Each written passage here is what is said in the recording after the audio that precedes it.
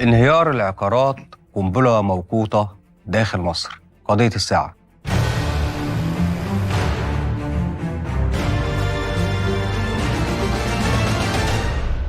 فقرتنا النهاردة هنناقش فيها انهيار العقارات والعقارات القليلة للسقوط. من خلال فقرتنا عايزين نحدد المسؤوليات ومعالجة الأزمة. مسؤولية عند مين ما نعرفش، هل هي في المحليات، هل هي في المحافظة؟ امتى هيبقى عندنا جهاز تفتيش ورقابي لمنع حدوث الكارثة؟ يعني ما نستناش الكارثة لحد ما بتحصل، زي ما شفنا في عقار أرض الجولف وشفنا عقارات في اسكندرية، حتى في المنيا كمان أزمة العقارات برضو ما خليتش من محافظات المنيا أو الصعيد. هنناقش النهاردة الملف ده مع ضيوفنا المنورين النهاردة في الاستوديو.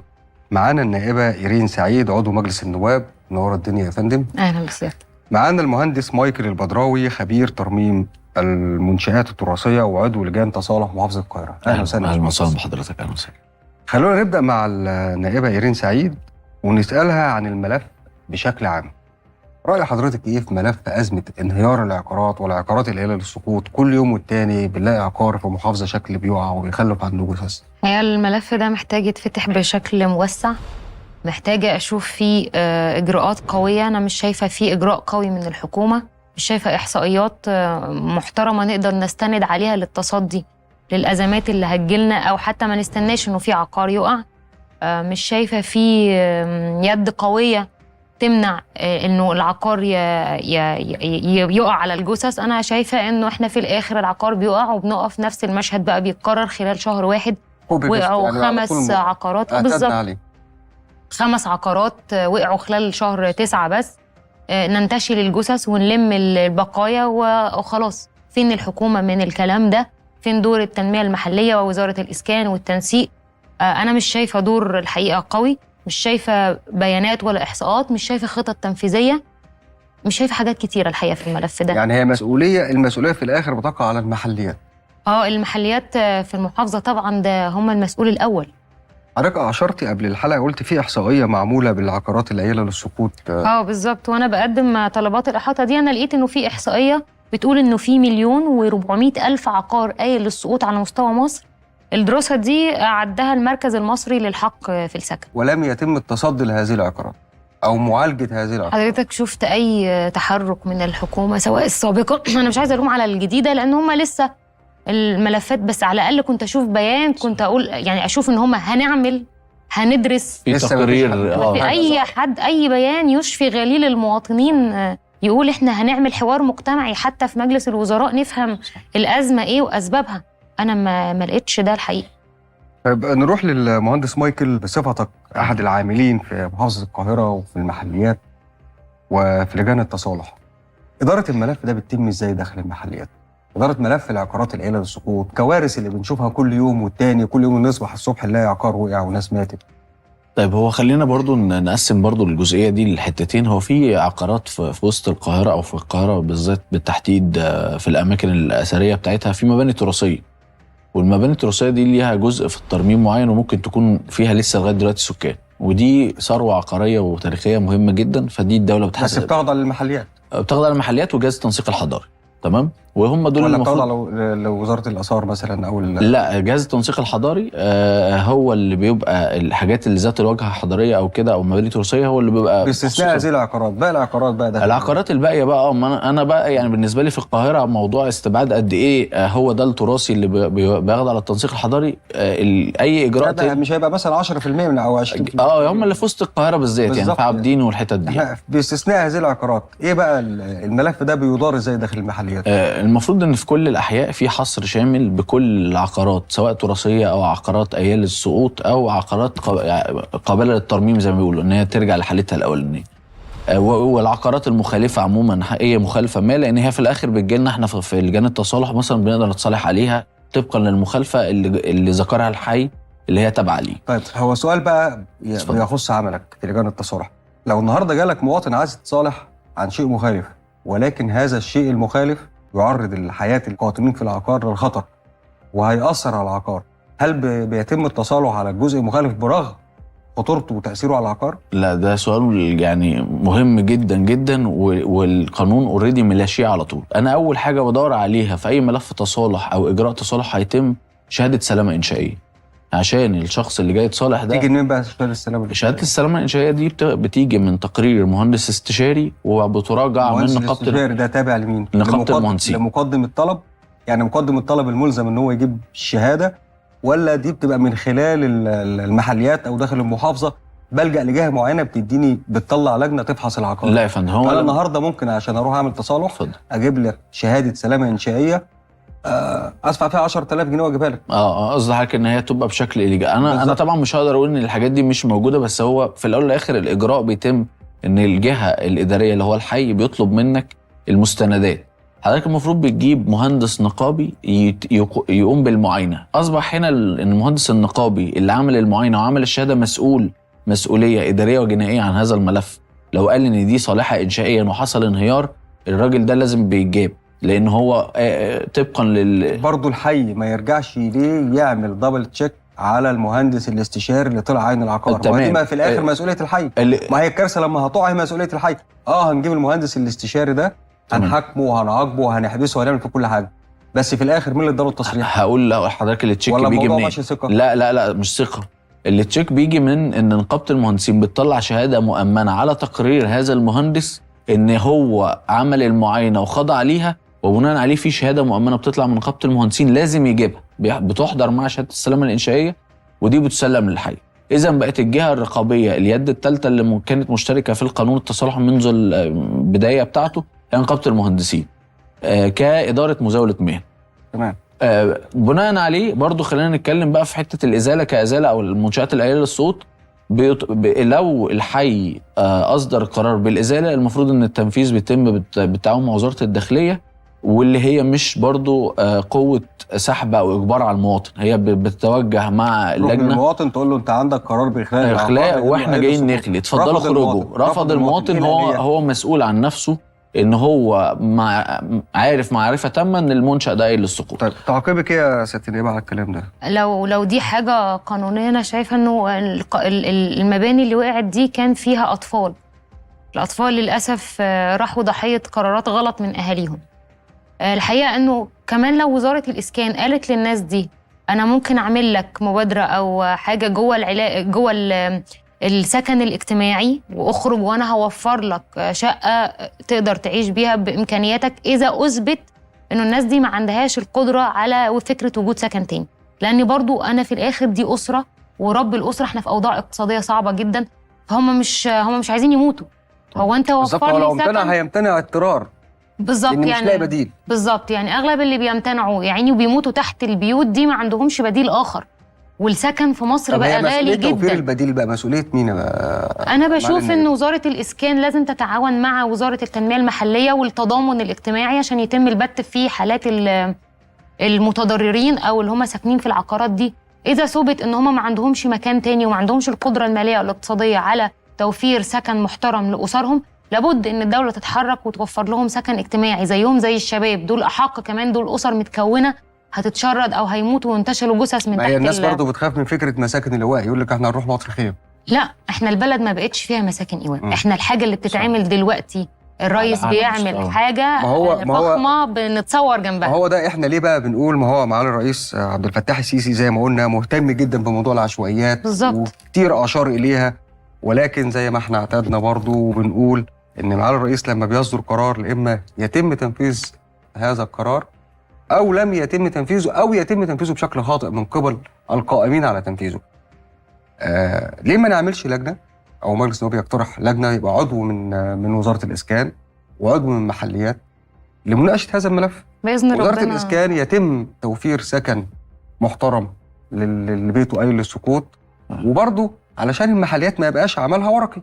يعني الباشمهندس من الواضح كده متضح ان عملوا المحليات هو ورقي، كل واحد بيخلي مسؤوليته ما يقدرش يرمي الكارثه على غيره. هو فعليا حضرتك ممكن تيجي تلاقي عقار وقع فبعد كده بتقول له طب مين ليه ما طلعتوش عينته، تلاقي ان في قرار ازاله معمول له من سنتين ثلاثه. طب ده بيودينا في حته ثانيه بقى يا باشمهندس. اتفضل. مفيش داخل المحليات او المحافظات جهاز رقابي على التفتيش؟ يعني بينزل مثلا لجنه تنزل تفتش تقول العقار ده ايه اللي سقوط، العقار ده كذا، ما يعتمدش على ورق برضه جاي له من جهات تانية خارجيه ونحمل مسؤوليات على بعض. بص احنا اكتر يعني في جهاز او لجنه داخل يعني المحليات؟ احنا في العادي اكتر دوله فيها اجهزه رقابيه بس ممكن تكون غير مفعله، يعني جوه وزاره يعني في التنمية جهاز ولكن غير مفعل. في جهازين جوه اوريدي. وزاره التنميه المحليه وحتى معالي الوزيره حاليا بتنشط هذا واسباب عدم تفعيله ايه بقى؟ هي لجان تفتيش اوريدي مش واخده الضبطيات القضائيه الخاصه بيها، مش واخده الصلاحيات اللي تقدر تعملها. وعلى فكره ما هو انت برضو ممكن تخش، يعني لو هو مش مفعل بقوته انا جاي لك وانت رئيس حي تقول لي لا مش هتفضل حضرتك اقعد في اي حته هنا، مش مالكش ان انت تطلع على ورقي. اذا لازم تفعيل هذه الادوار. في جهاز التفتيش على اعمال البناء وانت شغال بتبني، ما انا لازم اراقب من اولها بقى. هو برضه غير مفعل. احنا بنقف وفي موظفين داخل هذا الجهاز؟ طبعا وليه وبياخدوا رواتب ليه يا باشمهندس؟ ما دي بقى الحاجات اللي ايه اللي ما يعني انا ايجابيه ما اقدرش. بقول لك في الباشمهندس مايكل بيقول لحضرتك في جهاز للتفتيش على اعمال البناء داخل المحليات وغير مفعل، وفي مهندسين وموظفين بياخدوا فيه رواتب، وفي فساد داخل المحليات بيخلي في قرارات تتاخر في صدورها او تصدر وتتحط في الدرج. لا هو انا باذن الله اول حاجه انا هعملها لدور الانعقاد القادم ان شاء الله طلب احاطه في لجنه التنميه المحليه، هنطلب فيه وجود لجنه الممثل من الوزاره سواء تنميه محليه او اسكان، ونشوف الموضوع ده اخره ايه، يعني نشوف ايه النقطه، يعني ايه الحلقه المفقوده اللي مخليهم مش عارفين يشتغلوا. يعني لو في النقطه دي بس بهذا الصدد، يعني محتاجه اقتراح بما اني يعني فضل. يعني في العادي خالص في المقاولات احنا بيبقى في مقاول وفي مالك وبنجيب الاستشاري يبقى مشرف او مراقب على الاعمال دي. اذا بناء جديد بقى لسه بنتكلم. فبالنسبه للعمل بتاع المحليات كحكومه والعمل بتاع وزاره المحليات، انا اقترح ان يبقى في لجنه وليها حد من بره، وليكن نقابه المهندسين بما انها استشاري الدوله الاول طبقا للقانون بتاعها، فليه ما استعينش بالمهندسين الاستشاريين فيها او مهندسين مدنيين او يبقى ليه جزء او يعين في لجان او يختار في لجان ويبقى ليه المنطقه دي تفتيش عليه. هو حضرتك انت دلوقتي قلت اللجان الموجوده اللي هي المختصه بالتفتيش على اعمال البناء موجوده فعليا وفيها موظفين وفيها مهندسين، ده كلام حضرتك صح؟ تمام صحيح الكلام تمام. ده؟ ولكن الجهاز غير مفعل. اللجان اللي انا بتكلم عليها لجان تطوعيه، لما يوفروا بقى رواتب الناس دي وزي ما قلت حضرتك يعملوا تعاقد مع نقابه المهندسين. صحيح. يجيبوا مهندسين استشاريين يقوموا بالعمل.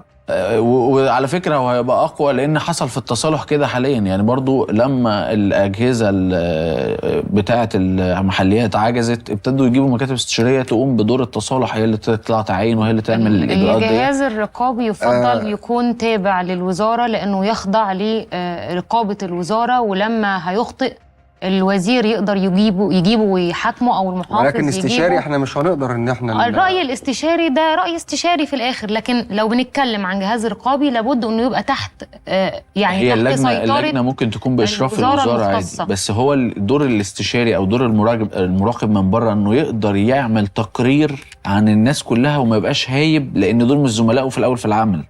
يعني حتى اللي في جهاز التفتيش اللي تابع للوزاره رئيس الحي او مهندس الحي او اي من كان في الموظفين هو صديق في الاول او زميله في الشغل، انما اللي جاي من بره انا جاي اشوف الكلام ده صح هكتب لكم انه ده صح، الكلام ده غلط اتفضلوا، انما هو مش هيبقى جهه تنفيذ، يعني يبقى جهه رقابه وكتابه تقرير فقط لابداء الراي، اتفضلوا بقى انتوا تتصرفوا على هذا الاساس. يعني راي استشاري برضه بس مش هيقدر ينفذ حاجه عليه. سيادة النائبه سريعا كده بصفتك نائبه وعضوه مجلس الشعب او عضو مجلس نواب، لو تقدري تدينا ليميت معين او وقت معين تنتهي فيها هذه الازمه، الملف ده محتاج مثلا على المدى البعيد هيتعالج علشان نقلل من عدد الكوارث اللي كل يوم بنصحى عليها، مباني بتقع، ضحايا، اسر، اطفال زي ما حضرتك اشرتي، امتى هننتهي من الكابوس ده؟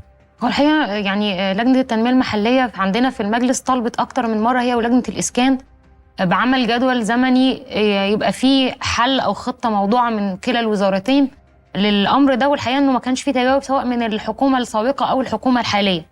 وزي ما قلت لسيادتك اول حاجه انا هبقى بشتغل عليها هو الملف ده ان يبقى فيه جدول زمني تلتزم بيه الجهاز التنفيذي. انا ما اقدرش انا اديك انا جدول زمني يعني انا مش جهه تنفيذيه، انا لو هنفذ اقول لك انا هحتاج كذا في الوقت كذا، لكن الجهاز التنفيذي هو اللي يجي يقول لي صحيح. انا خلال الفتره الفلانيه هعمل حصر وخلال الفتره العلانيه هحط لك حلول. وزي ما قلت لسيادتك الحل يكمن في انه احنا عندنا مشاكل الايجار القديم ومشاكل الناس اللي ما عندهاش القدره انها تخرج من البيوت دي، او حتى ملاك مش قادرين يرمموا، او لازم يبقى في تدخل ومعونه من الدوله للغير قادرين على الترميم او على الانتقال. لانه في الاخر دي احنا بنتكلم عن بناء الانسان، واحنا عندنا مبادره لبناء الانسان، فلازم يكون جزء من بناء الانسان انه يكون عايش في سكن آدمي، والاطفال اللي ماتوا تحت الانقاض دول ليهم حقوق. فانا اظن ان الدوله لازم ترعاهم ولازم تشملهم في حال اذا كانوا اهاليهم غير واعيين، قراراتهم خاطئه، او ما عندهمش القدره الاقتصاديه لتوفير سكن محترم ليهم. تمام. مهندس مايكل، اخيرا كده لو تقدر تفيدنا او تدينا حتى وعد او بصيص امل، متى تنتهي هذه الازمه؟ بص يا فندم، انا اتوقع ان بعد ما يبتدي الاعلام بيسلط حاليا الضوء اهو بوجودنا مع حضرتك، المفروض في حاجات اللي هي اسمها خطوره داهمه، يعني لازم يزال. ده يتم الاجبار الناس المواطنين على النقل لاماكن تانية، مفيش يبقى نوفر سكن بديل. وكان في من وزاره الاسكان اطروحه قبل كده ان هي تعمل ايجارات، مش لازم تاخد حاجه تمليك، ايجارات في المدن الجديده ويقدر يدفعها المواطن، او تبقى بالقسط او بالتعاون مع وزاره زي وزاره التضامن الاجتماعي. انما دام في خطوره داهمه يبقى العقار ده هيتزال ويتزال اجباري والمواطنين يخرجوا منه، لان برضو ممكن حضرتك توفر سكن ايجاري في مدن جديده والمواطن عشان في وسط البلد البيت اللي هو كان واخده او ساكن فيه ايجار قديم مش عايز يخرج. برضو الاجراءات دي لازم يصدر بيها تشريعات، لان حضرتك برضو دستوريا ما تقدرش تجبر مواطن على انه يخرج من سكنه حتى لو كان مؤجر. دي حاجات في القانون، ان طول ما هو ليه ملكيه في جزء ما معين ما تقدرش تجبره، لازم يبقى بالتفاوض. فلازم تعديلات معينه توصل لقوانين بحيث ان انا عارف ان ده خطوره، ده ما حضرتك متمسك تقعد بيه لا ده ممنوع. موضوع انهاء الاجراءات ضد كل الحاجات اللي هي فيها ايال السقوط او هتترمم، لازم حصر من كل حي، لان في حي هيطلع عدد كبير جدا، في حي هيطلع عنده عمارتين 3. وفي نفس الوقت تفعيل دور المراكز التكنولوجيه في الاحياء، بان يبقى في سرعه تلبيه لاعمال الترميم، اعمال التشطيبات، اعمال الصيانه. لان حضرتك لما انت بتاخر عليا، الراجل مثلا عامل حسابه عايز يشطب الشقه دي ويفرشها ويقعد فيها وهي قديمه، فلما بيلاقي ان مفيش فبيحاول يعملها خلسه في ايام اعياد، ايام اجازات، بقى يطلع في دماغه ان يشيل عمود زي ارض الجولف، ما شال عمود راح موقع العماره كلها، يعمل تعديلات انشائيه مش موجوده، لان انت منعته من ان هو يوصل لك رسمي فيعمل رقابه. فلازم الاجراء لو تسهل اكتر، فبقى تحت اشراف مهندس الحي انه يقدر يقول له انت مقدم لي طلب وهتشتغل فيه كذا، انا هجي لك اول ما تشتغل. بالرقابه الداخليه في الاحياء نقدر نقلل. تمام يا باشمهندس مايكل، هو للاسف خلصت فقرتنا ولكن لم ينتهي ملفنا، وهنفضل متابعين هذا الملف لما يحتويه من خطوره وكوارث فعلا احنا في غنى عنها هذه الايام. بنشكر حضرتك سعاده النائبه ان انت نورتينا النهارده لمناقشه هذا الملف، وان شاء الله بينا لقاءات تانية ان شاء الله. وطبعا هناخد منك اخر تطورات متابعه هذا الملف داخل مجلس النواب. بنشكر حضرتك جدا، شكرا. ونتوجه بالشكر للمهندس مايكل البدراوي. شكرا لحضرتك، وبرضه هنفضل متابعين معاك هذا الملف الى ان ننتهي من هذه الازمه. رجاء من رؤساء الاحياء، انت مسؤول عن الاحياء قبل العشوائيات. مهنه حضرتك ووظيفتك من اسمها احياء، رجاء أن تحافظ على الأحياء، رجاء أن تفعل كل ما هو معطل. وظيفة رؤساء الأحياء والعاملين بالأحياء ليست فقط تحديد مسؤوليات وورقيات وإلقاء المسؤوليات على الآخرين. نرجو أن نتبع قرارات سعادة الرئيس عبد الفتاح السيسي وتطبيقها كما يجب وكما هو يريد، وإلا لكل منا وأن يترك منصبه ويترك لغيره ما يحقق الأمن والأمان لكل المصريين. استنونا بعد الفاصل في قضية رأي عام.